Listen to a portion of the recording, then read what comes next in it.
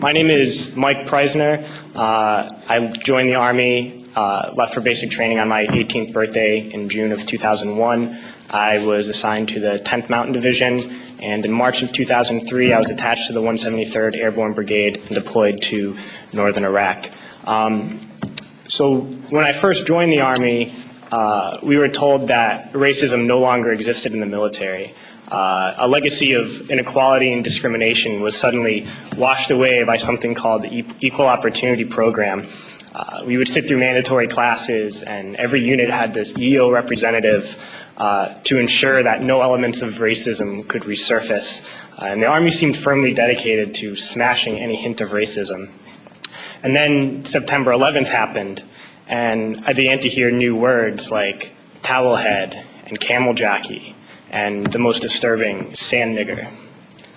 And these words did not initially come from my fellow soldiers, but from my superiors, my platoon sergeant, my company first sergeant, battalion commander. All the way up the chain of command, these terms, these viciously racist terms, were suddenly acceptable. And I noticed that the most overt racism came from veterans of the first Gulf War. And those are the words they used when they were incinerating civilian convoys. Those are the words they used when this government deliberately targeted civilian infrastructure, bombing water supplies, knowing that it would kill hundreds of thousands of children. Those are the words the American people used when they allowed this government to sanction Iraq. And this is something that many people forget, and we can't forget, is that we've just learned that we've killed over 1 million Iraqis since this invasion, but we already killed 1 million Iraqis in the 90s through sanctions and bombings prior to this invasion. So the number truly is much higher. But when I got to Iraq in 2003, I learned a new word, and that word was Haji. Haji was the enemy. Haji was every Iraqi. He was not a person, a father, a teacher, or a worker. And it's important, we've heard this word a lot during Winter Soldier, but it's important to understand where this word came from. And to Muslims, the most important thing is to take a pilgrimage to Mecca. It's the Hajj. And someone who has taken this pilgrimage is a Haji. And it's something that in traditional Islam is the highest calling in the religion. So we took the best thing for a Muslim and made it into the worst thing.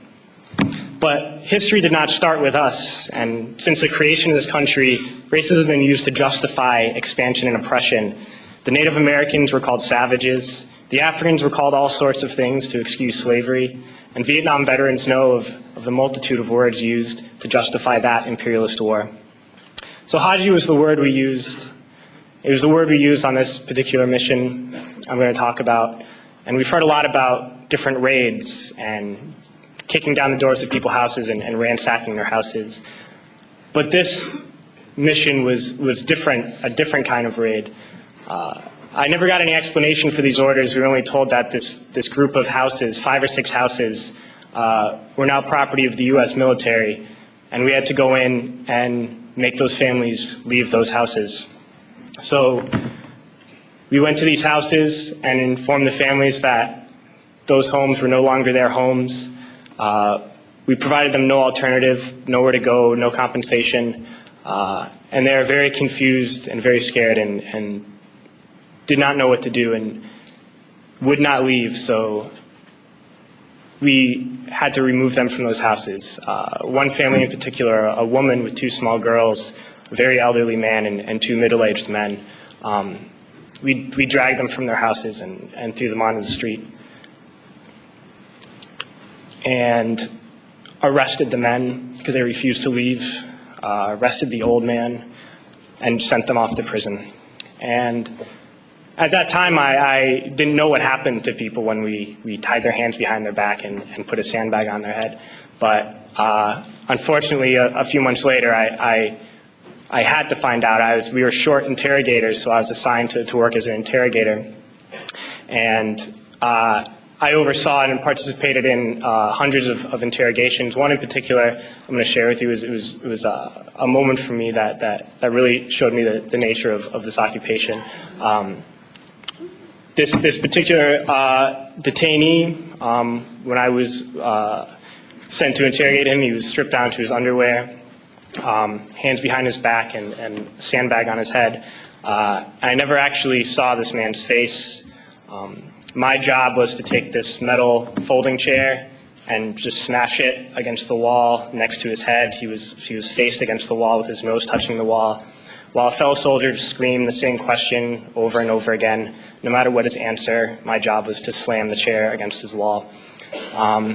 We did this until basically we got tired, and I was told to make sure he stood against the wall for however long, and I was guarding this prisoner, and my job was to make sure he kept standing up, but something was wrong with his leg. He was injured, and he kept falling to the ground. And the sergeant in charge would come and tell me to get him up off his feet. So I'd have to pick him up and put him against the wall. And he kept going down. I just have to keep pulling him up and putting him against the wall. And my sergeant came along, and he was upset with me for not, making him, continue to stand. He picked him up and slammed him against the wall several times. And then he left, and when the man went down on the ground again, I noticed blood pouring down from under the sandbag. And so I let him sit, and when I noticed my sergeant coming again, I would tell him quickly to stand up. And I realized that I was supposed to be guarding my unit from this detainee, and at that point I realized I was guarding the detainee from my unit. And I tried hard to be proud of my service, but all I could feel was shame. And racism could no longer mask the reality of the occupation. These were people, these were human beings. I've since been plagued by guilt anytime I see an elderly man, like the one who couldn't walk, who we rolled onto a stretcher and told the Iraqi police to take him away. I feel guilt anytime I see a mother with her children, like the one who cried hysterically and screamed that we are worse than Saddam as we forced her from her home. I feel guilt anytime I see a young girl, like the one I grabbed by the arm and dragged into the street. We were told we were fighting terrorists. The real terrorist was me, and the real terrorism is this occupation.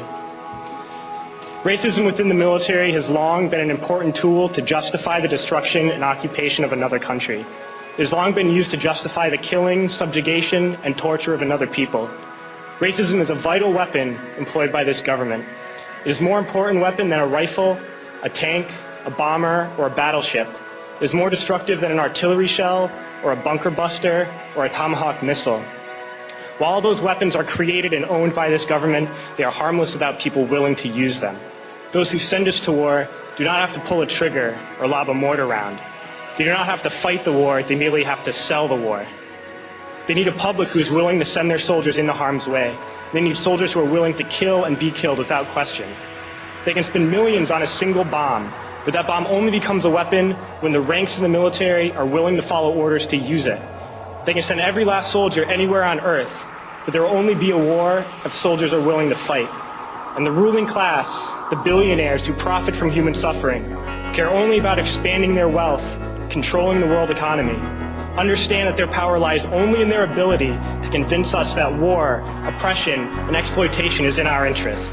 They understand that their wealth is dependent on their ability to convince the working class to die to control the market of another country. And convincing us to kill and die is based on their ability to make us think that we are somehow superior.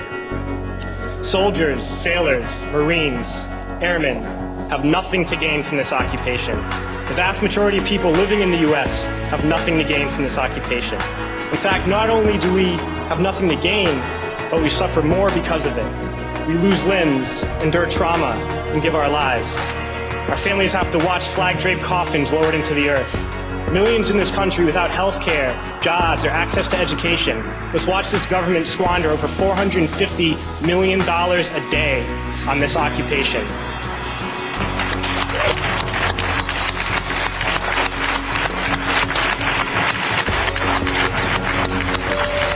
Poor and working people in this country are sent to kill poor and working people in another country to make the rich richer. And without racism, soldiers would realize that they have more in common with the Iraqi people than they do with the billionaires who send us to war.